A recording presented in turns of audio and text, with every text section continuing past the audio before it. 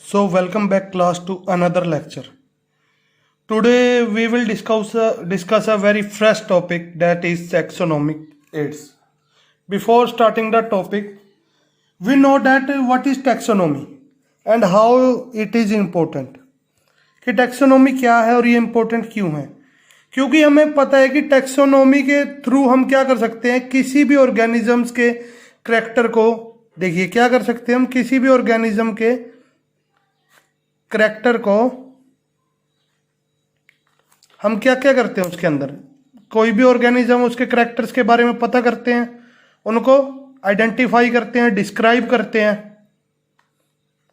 ठीक है जी। डिस्क्राइब करने के बाद उनको हम क्या करते हैं, क्लासीफाई करते हैं एंड देन उनका नाम करते हैं, नोमेनक्लेचर।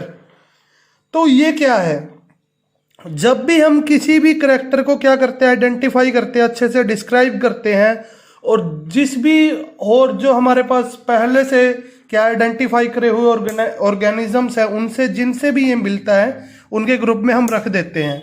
तो ये हमारे लिए क्यों हेल्पफुल है, इससे क्या होता है, किसी भी ऑर्गेनिज्म के करैक्टर्स को हम जब अच्छे से डिस्क्राइब कर लेते हैं तो हमें क्या पता लगता है, उसकी डाइवर्सिटी के बारे में पता लग जाता है कि ये कहाँ तक पाया जा सकता है, किस किस कंडीशंस में ये क्या कर सकते हैं, सर्वाइव कर सकते हैं।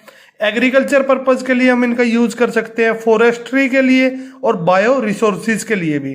तो इनको हम क्या कहते हैं, इस चीज को टैक्सोनॉमिक एड्स। टैक्सोनॉमिक एड्स क्या होता है कि by identification of any organisms and its diversity we can use it in the purpose of agriculture और फॉरेस्ट्री और bio resources and this process is known as taxonomic aids. जब भी किसी organisms को अच्छे से डिफाइन करके, डिस्क्राइब करके, उसकी डाइवर्सिटी का पता लगाकर जब हम उसका इस्तेमाल करते हैं एग्रीकल्चर के लिए, फॉरेस्ट्री के लिए या बायो रिसोर्सेज के लिए, तो इस प्रोसेस को हम कहते हैं टैक्सोनॉमिक एड्स। बिल्कुल ही आसान और इजी चैप्टर, आराम से देखिएगा, सुनिएगा और समझिएगा। ठीक है जी। तो अब टैक्सोनॉमिक एड्स का हमें पता लग गया। जैसे मान लीजिए अब जैसे सीजन था, गेहूं कटेगी, तो अब हमें पता है गेहूं के ऊपर किसी ने थीसिस करी होगी, पता लगाया होगा। तो उन्होंने क्या करा, गेहूं के ऊपर थीसिस करी, पता लगाया कि गेहूं किस किस कंडीशन में उग सकती है, कितना उसको टेम्परेचर चाहिए होता है, कितना पानी चाहिए होता है। इस सारी चीज को पता लगाने के बाद उन्होंने देखा कि ये एग्रीकल्चर में इसका यूज है। तो हमने क्या करा, टैक्सोनॉमी की हेल्प से हमने उसको अच्छे से डिस्क्राइब करा, डिफाइन करा था, फिर किस में यूज ले लिया, उसका एग्रीकल्चर में। ठीक है जी। इसके लिए सबसे अब क्या चीज आती है, आइडेंटिफिकेशन। अब आइडेंटिफिकेशन करने के लिए, किसी भी चीज को पहचानने के लिए, डिस्क्राइब करने के लिए हमारे पास क्या होना चाहिए, लैब प्लस फील्ड दोनों। कैसे, अब मान लीजिए फील्ड है, आपने क्या देखा, आपके सामने कोई नया जीव आया है, कोई नया पौधा उगा है, तो आप उसे क्या करोगे, अपनी लैब के अंदर लेकर जाओगे, उसके ऊपर रिसर्च करोगे अच्छे से। ठीक है। जैसे मान लीजिए एक फ्लावर मिला हमें, हमने उसके करैक्टर ले लिए फ्लावर के, कि हमने उसके अंदर देख लिया कैलेक्स, ठीक है जी, कैलेक्स देख लिया, कोरोला देख लिया, एंड्रोसियम और जिम्नोसियम देख लिया। ठीक है जी। अब हमने क्या देखा, कोई प्लांट है, मान लीजिए उसके अंदर कैलेक्स है, उसके अंदर कोरोला भी है, पर उसके अंदर क्या है, एंड्रोसियम एब्सेंट है, जिम्नोसियम प्रेजेंट है। तो इस बेसिस पे कोई भी प्लांट है जो हमें पहले से पता है, जिसके बारे में, जिसके अंदर ये सभी फीचर्स होंगे, हम इससे उसको रिलेट करेंगे, इसके जो करैक्टर्स हैं उनको रिलेट करेंगे, फिर उस हिसाब से इसको क्लासीफाई करेंगे। अब क्लासिफिकेशन का यूज क्या है हमारे लिए, क्लासिफिकेशन का यूज करके ये होता है, जब भी हम किसी प्लांट को अच्छे से क्लासीफाई कर लेते हैं तो हमें उसकी स्पीसीज के बारे में, उसकी फैमिली के बारे में क्या मिल जाती है, पूरी इंफॉर्मेशन मिल जाती है, जिसे हम स्टोर करके रख सकते हैं। ठीक है जी। अब देखिए कैसे, अब यही बात है। और टैक्सोनॉमिक एड में और क्या बेनिफिट्स होते हैं हमें, अब डाइवर्सिटी पता लगी, एग्रीकल्चर। अब मान लीजिए एक प्लांट है, ये एक प्लांट है, ठीक है जी, ये एक प्लांट है। अब इस प्लांट पे क्या है, इंसेक्ट है, ए मान लीजिए सपोज क्रो, ये वीट का प्लांट है, और ये एक बी है, कोई ऑर्गेनिज्म, मान लीजिए डॉग। ठीक है जी। अब क्रो क्या कर रहा है, हमारी फसल को खराब कर रहा है। ठीक है जी। अब बी क्या है, बी कुछ ऐसे एनिमल्स है जो हमारे लिए यूजफुल है उस टाइम पे, और कुछ अनयूजफुल है। ए तो क्रो तो क्या कर रहा था, हमारी फसल को खराब कर रहा था, पर बी का डॉग का हमारी फसल पे कोई नुकसान नहीं था, पर वो क्या कर रहा है, क्रो से हमारी फसल को बचा रहा है। तो टैक्सोनॉमी की वजह से हम जब किसी भी ऑर्गेनिज्म को अच्छे से क्या करते हैं, स्टडी कर लेते हैं, तो हम इन बिहेव्स पे आ जाते हैं क्या चीज हमारे लिए कितनी हेल्पफुल और कितनी नहीं। और आपको पता है ह्यूमंस के अंदर क्यूरियोसिटी शुरू से ही रही है, उत्सुकता रही है नई नई चीजों को जानने में, नई नई चीजों को डिफाइन करने में। इस बेसिस पर भी ये हमारे लिए बहुत ज्यादा यूजफुल हो जाता है। अब इस टेस्ट पर कुछ प्रोसीजर्स भी होते हैं, कुछ टेक्निक्स भी होती हैं। जैसे हमने अभी देखा कि कोई प्लांट है, 2 प्लांट मिल गए, अब इसके अंदर क्या था, मोनोकोट था, ये भी मोनोकोट है, अल्टरनेट पेयर है, अल्टरनेट पेयर है, ठीक है जी। सीड कैसे हैं, सीड जर्मिनेशन इसका कैसा, अगर इन दोनों का सेम है तो हम प्लांट 1 जो है, अगर 2 भी वही हमें क्या कर रहा है, करेक्टर शो कर रहा है, तो 2 को हम किसके अंदर रख देंगे, 1 के अंदर। तो ये कुछ प्रोसीजर और टेक्निक्स है जिनके बेसिस पर हम क्या कर सकते हैं, टैक्सोनॉमी को अच्छे से क्या कर सकते हैं, जानकर किसी ऑर्गेनिज्म को अच्छे से डिफाइन करके क्लासिफाई कर सकते हैं, जो आगे हमें किस में यूज आता है, जो हमें वेरियस पर्पज में यूज आता है, स्टडी के लिए, एग्रीकल्चर के लिए, फॉरेस्ट्री के लिए, बायो रिसोर्सिस के लिए। अब ये किसके थ्रू होती है, 2 में होती है। एक तो होती है हर्बेरियम। हर्बेरियम क्या है, अब मान लीजिए हर्ब्स, बेसिकली प्लांट्स के लिए लिया गया है, जैसे झाड़ियां हो गई, सर्ब्स होगी, हर्ब्स होगी, प्लांट्स होगी। हम क्या करते हैं, मार्केट में से क्या आता है, हर्बेरियम सीड्स आती है, व्हाइट कलर के पेपर, उनके ऊपर हम क्या करते हैं, प्लांट्स को जैसे तोड़ लिया, कोई प्लांट लिया, उसके ऊपर रख दिया, ठीक है जी। मान लीजिए ये प्लांट है, ये मैंने शीट के ऊपर रख दिया, दूसरा रख दिया, उसको अच्छे से प्रेस कर देंगे। प्रेस करने के बाद क्या है, वो उसके ऊपर चिपक जाएगा।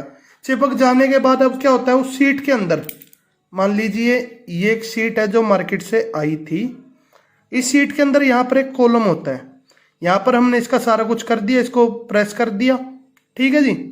अब इसके ऊपर क्या लिखा जाएगा, इसका जो देसी नाम है, जो लोकल नेम है, जिससे इसको बुलाया जाता है उस जगह के ऊपर, जो इसका साइंटिफिक नेम है, इसकी फैमिली, इसका ऑर्डर, ठीक है जी, इसका जीनस, इसकी स्पीसीज, हम इसके बारे में सारी डिटेल लिख देंगे इस प्लांट के बारे में कि इसका लोकल नेम क्या है, साइंटिफिक नेम क्या है, इसकी फैमिली कौन सी है, इसका जीनस कौन सा है, इसकी स्पीसीज कौन सी है। तो जब हम यही बात बताई गई है कि हम शीट के ऊपर उसको अरेंज कर देंगे, फिर उसकी लेबलिंग कर देंगे।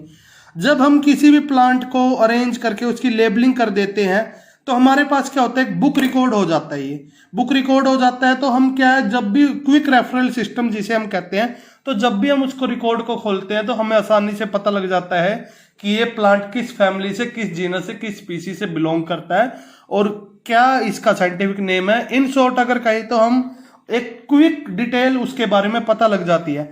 अब लेबलिंग के लिए अरेंजमेंट क्या था अभी, अब एक तो हमने क्या करा कि बुक्स के अंदर अरेंज कर दिया। दूसरा क्या होता है, जैसे आपने देखा होगा जो क्या होते हैं प्रिजर्वेशन सेंटर होते हैं बोटेनिकल्स या फिर स्कूल कॉलेजेस में भी क्या है, लैब्स के अंदर प्रिजर्व करके स्टोर करके रखे जाते हैं प्लांट्स।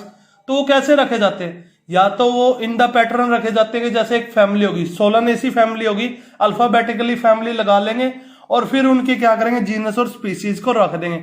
या फिर हम ऐसे कर लेते हैं जैसे साइंटिफिक नेम ए से, जैसे हमारे पास क्या है 200 सीट्स है, तो उनको हम एक रो में लगा देंगे, एक अलमीरा में। सेकंड अलमीरा में हम क्या करेंगे, बी से ऐसे ही साइंटिफिक नेम लगा देंगे, फिर सी से थर्ड में। इससे हमें क्या रहता है कि आसानी से हमें क्या रहता है, जिस भी ऑर्गेनिज्म या जिस भी प्लांट के साइंटिफिक नेम के बारे में हमें जानना है, जिसकी स्टडी करनी है, हमें क्या करना है, सिर्फ उस प्लांट का साइंटिफिक नेम देखना है और हमें पता लग जाएगा कि ये उस रो में, उस लाइन में वहां पर रखा हुआ है। तो एक इजीली गाइडेंस हमारे पास रहती है। इसलिए क्या है, ये चीजें जरूरी हैं। Seeds arrange label quick referral system जिसे हम कहते हैं। अब बोटेनिकल गार्डन्स में क्या होता है, जैसे आपने देखा होगा बोटेनिकल गार्डन्स के अंदर जैसे खेत के अंदर फसल लगी रहती है, कोई फूल लगे हैं, जैसे गुलाब के फूल लगे हैं, तो उनके बाहर क्या होगा, उनके बाहर एक ऐसा बोर्ड लगा होगा जिसके ऊपर क्या लिखा होगा, उसका नेम लिखा होगा लोकल और बोटेनिकल नेम, जैसे रोज है लिख दिया, और उसकी फैमिली, जीनस और स्पीसीज के बारे में लिखा होगा। इससे हमें क्या रहेगा, जैसे हम बोटेनिकल गार्डन में जाएंगे हमें देखने से पता लग जाएगा कि वो प्लांट भाई जो है वो प्लांट रोज का है। तो हमें इजीली पता लग जाता है कि कौन कौन सी स्पीसीज वहां पर पाई जा रही हैं। ठीक है जी। अब जैसे एक रॉयल बोटेनिकल गार्डन है क्यू इंग्लैंड में। हमारे इंडिया के अंदर इंडियन बायोलॉजिकल गार्डन है हावड़ा में। और सेकेंडली है नेशनल बोटेनिकल रिसर्च इंस्टीट्यूट है आपका लखनऊ में। और नेशनल ब्रेन रिसर्च इंस्टीट्यूट है आपका मानेसर में, जहां पे क्या होता है, ब्रेन के ऊपर रिसर्च होती है। और एनडीआरआई जैसे आप सभी को पता है, नेशनल डेयरी रिसर्च इंस्टीट्यूट है आपका करनाल में। तो आगे जैसे हम चलते हैं, अब क्या क्या चीज है, म्यूजियम। अब आप सभी मेरे ख्याल से अपनी लाइफ में म्यूजियम्स के अंदर गए होंगे। अब म्यूजियम के अंदर क्या होता है, हमने देखा है कि जो एनिमल्स है, प्लांट्स है, उनको क्या करा जाता है, प्रिजर्व करा जाता है और स्टोर करके रख लिया जाता है। किस पर्पज के लिए, उनके ऊपर पढ़ाई करने के लिए और उनसे कुछ रेफरेंस लेने के लिए। किन के अंदर, अब देखा होगा जार्स के अंदर भी रखा जाता है। ठीक है जी। उनको सुखा कर रखा जाता है, जैसे सांप वगैरह उसको सुखा कर रख दिया जाता है। इंसेक्ट्स बॉक्स के अंदर हम क्या करते हैं, इंसेक्ट्स को मारेंगे नहीं, मारेंगे तो उसके क्या है, कुछ जो पार्ट्स है बॉडी के वो क्या होंगे, डिस्ट्रॉय हो जाएंगे। हम क्या करते हैं, एक बॉक्स लेते हैं, एक बॉक्स के अंदर क्या करते हैं, रुई डालकर कॉटन क्या लगाकर, कॉटन पर क्लोरोफॉर्म लगाकर रख लेते हैं। कोई इंसेक्ट को हम उस जार के अंदर पकड़ते हैं, मान लीजिए इंसेक्ट आया जार के अंदर, इसको हम इसके ऊपर रख देंगे बंद करके, एयर पैक करके। ठीक है जी, ढक्कन बंद करके एयर पैक, इसमें अंदर हवा ना जा पाए। तो कुछ टाइम के बाद क्या होगा, ये इंसेक्ट क्या करेगा, मर जाएगा। तो इस इंसेक्ट को हम क्या करेंगे, यहां से निकाल कर फिर एक बॉक्स बनाते हैं, इंसेक्ट बॉक्स जिसे हम कहते हैं। ग्रेजुएशन के टाइम पे जब आप अगर बीएससी करोगे तो आपके पास क्या है, प्रोजेक्ट भी रहेगा, या प्रैक्टिकल रहेगा, जो हमने भी करके देखे हैं। इंसेक्ट बॉक्स बना लेते हैं। इस इंसेक्ट बॉक्स के अंदर हम क्या करते हैं, इंसेक्ट्स को कलेक्ट करके रखते हैं, प्लस उनका साइंटिफिक नेम, उनका फैमिली, जीनस और स्पीसीज के बारे में भी ब्रीफ डिस्क्रिप्शन हम उसके अंदर रखते हैं। ठीक है जी। जैसे लार्ज एनिमल्स के स्केलेटन टॉयज हो गए, ये सब क्या है, म्यूजियम के अंदर प्रिपेयर करके रखा जाता है। अब जार्स के अंदर जब हम एनिमल्स को रखते हैं तो हम क्या करते हैं, फॉर्मेलिन का यूज करते हैं। फॉर्मेलिन क्या करता है, किसी भी प्रिजर्व्ड एनिमल को, प्लांट को, स्पीसीज को क्या है, डिस्ट्रॉय नहीं होने देता, खराब नहीं होने देता, टूटने नहीं देता, इसलिए फॉर्मेलिन का यूज किया जाता है। अब आपने खुद देखा होगा, जैसे हमारे जूलॉजिकल पार्क में है, जिन्हें हम जू कहते हैं, उनके अंदर क्या करते हैं हम, एनिमल्स को जो सिमिलर एटमॉस्फेयर उनको जंगल में मिलता है, वही एटमॉस्फेयर हम क्या करते हैं, उनको प्रोवाइड कराकर अंडर ह्यूमन केयर्स के अंदर हम उनको क्या करते हैं, प्रोटेक्शन देते हैं और जूस के अंदर रखते हैं। जिससे क्या है, लोगों को उनके बारे में जानने में, स्टडी करने को मिलती है, और स्टडी करने से पता लगता है कि वो कैसे एनवायरनमेंट में रहते हैं, उन्हें क्या खाना चाहिए, क्या उन्हें पसंद है, तो उनके बारे में क्या है, लोगों को नॉलेज मिलती है। अब सबसे इंपॉर्टेंट है, एक हल्का सा ध्यान से सुनिएगा कि आपको जो क्वेश्चन पूछ लेते हैं इसके अंदर से क्वेश्चन जो आता है, जो कीज है, कीज के ऊपर हमेशा क्वेश्चन उठते हैं कि पेयर ऑफ कीज क्या है, सिंगल स्टेटमेंट कीज क्या है। ठीक है जी। जो स्पीसीज प्रिजर्व्ड है वो वो कीज है या नहीं है। तो हम क्या करते हैं, बेस्ड ऑन कॉन्ट्रैक्टिंग करैक्टर, जो एक दूसरे से मिलते हुए करैक्टर है, एक दूसरे के भिन्न करैक्टर है, जब उनका जोड़ा जो होगा, पेयर होगा, उसको हम क्या कहेंगे, कपलेट। और सिंगल करैक्टर को, हर एक सिंगल करैक्टर हम क्या कहते हैं, लीड। जैसे कि जेनेटिक्स में हमने पढ़ा था कि 2 करैक्टर हैं, one is capital T and second is small T. ये दोनों क्या है, एक तो डिफाइन कर रहा है लॉन्ग हाइट को, एक डिफाइन कर रहा है स्मॉल हाइट को। इन दोनों के पेयर को हमने क्या कहा, कपलेट। ठीक है जी। वाइल वन, जब एक कल्ला है, बड़ा टी अकेला और बड़ा टी छोटा अकेला, इसे हम क्या कह रहे हैं, लीड। ठीक है जी, इसे हमने क्या कहा, लीड। अब क्यों जरूरी है, एनालिटिकली, क्योंकि इससे हम क्या करते हैं, एनालिटिकली हमें स्टडी करने में मदद मिलेगी। कीज की जरूरत क्यों है, कीज के थ्रू जब हम क्या है, हमें ये पता लग रहा है कि वो पेयर है या सिंगल है, जिससे हमें क्या पता लगता है, किसी ऑर्गेनिज्म की सिमिलरिटी और डिसिमिलरिटी के बारे में हम पता लगा सकते हैं। इस जब कीज सेपरेट होंगी, अलग अलग होंगी, वो कैसे सिमिलर है और कैसे डिसिमिलर है। और एनालिटिकली स्टडी के वे पर भी ये बहुत ज्यादा क्या रहेगा, यूजफुल रहता है। अब फ्लोरा क्या होता है, फ्लोरा मतलब है फ्लावर।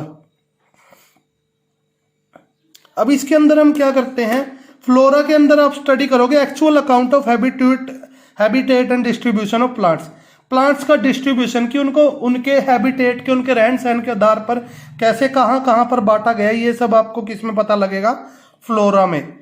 फिर आप पढ़ते हो मैनुअल क्या है, identification of name of species found in particular area. मान लीजिए हमारे यहाँ पर क्या है, ज्यादातर क्या हो रही है, मान लीजिए गाय होती है, काऊ। तो अब क्या करेंगे, जब हम क्या है काऊ के बारे में, उनके करैक्टर्स के बारे में जब स्टडी करेंगे तो हम बता देंगे ये मैमल और ये स्पीसीज है। इस स्पीसीज को जब हम ढूंढ लेंगे, आइडेंटिफाई करेंगे, तो इस जो ये पर्टिकुलर एरिया है ये किसके लिए जाना जाएगा, भाई यहाँ पर गायें ज्यादा पाई जाती हैं, तो इसे हम क्या कहते हैं, मैनुअली क्या करना, हर एक एरिया का पता करना कि वहां पर किस प्रकार के ऑर्गेनिज्म पाए जाते हैं। ठीक है जी, आई होप आप सबको पसंद आया होगा और समझ आया होगा।